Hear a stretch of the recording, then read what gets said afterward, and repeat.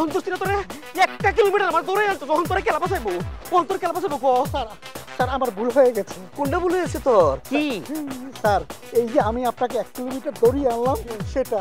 আরে ভাই সে তোর জীবনে আর কোনো ভুল নাই, তুই আর কোনো অন্যায় করছিস না, তুই সাধু।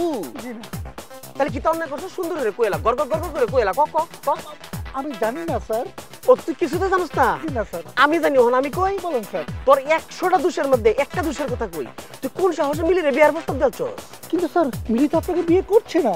মিলি আমার বিয়া করুক বা না করুক, এলাকা তুই বিয়ার প্রস্তাব দিবে? আমি হলাম তোর বস, তুই আমার কর্মচারী।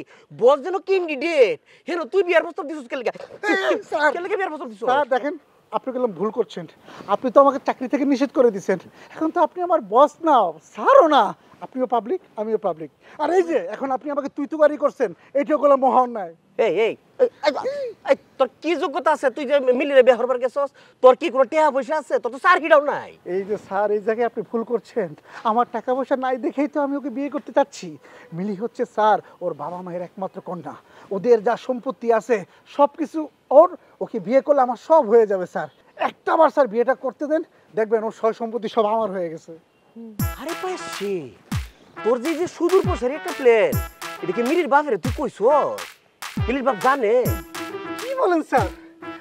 শ্বশুর শাশুড়ি মারা গেলে তো সব সম্পত্তি একসময় আমারই হবে। আরে মন ভাই কইতাছ তোর, তোর যে সুদূর প্রসারী প্ল্যানটা মিলির টিয়া বসে তুই চলবি, এটা কি মিলির বাপের কইছস? মনটা তো কয় না কইছস। তোর একটা কথা কই দে, তোরা তো চার হিটতে বাদ দিছি। যদি খালি এই মিলির বাসার আশেপাশে তোর আরেকদিন দেখছি, তুই মনে রাখিস আমি কিন্তু তোর ডাক করতে বাদ দিলাম। আমার কিন্তু চেতাইতে না করলাম, মিলি আমার সব। পুলক পাখি বাসায় আছে না বেরিয়ে গেছে? না চলে গেছে। লাবণ্য পাখির সাথে গেছে? না সে তো ঘুমায়।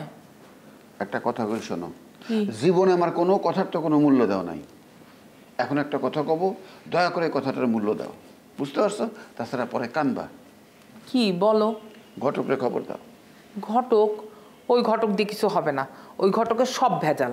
একটা কথা পুরা না শুনে, 1 লাইন শুনে তুমি কথা কওয়া শুরু করে দাও, এটা বিরাট অন্যায়।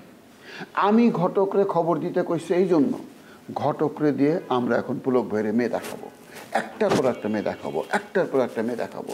তখন লাবণ্যপা কি করবে, বিষয়টা দেখবে, দেখে কি হবে, তার মনের মধ্যে একটা হিংসা জন্ম নেবে। কিরে এত সুন্দর সুন্দর মেয়ে দেখাইতেছে, পুলকের কি বিয়ে হয়ে যাবে নাকি?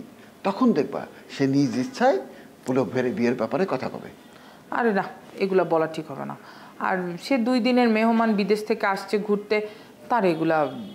ওরে বাবার, এই 2 দিনের মেহমান না 1 দিনের মেহমান সেটা কোনো বিষয় না, পুলক ভাইরে বিয়ে দিতে হবে এইটা হইতেছে বিষয়। এই সময় আমরা যদি এই ট্রিক্সটা অ্যাপ্লাই করি দেখবা সাকসেসফুল হয়ে যাব। বুদ্ধিটা তুমি ভালোই দিছো। আচ্ছা ঠিক আছে, আমি ঘটককে ফোন দিচ্ছি। ইয়েস।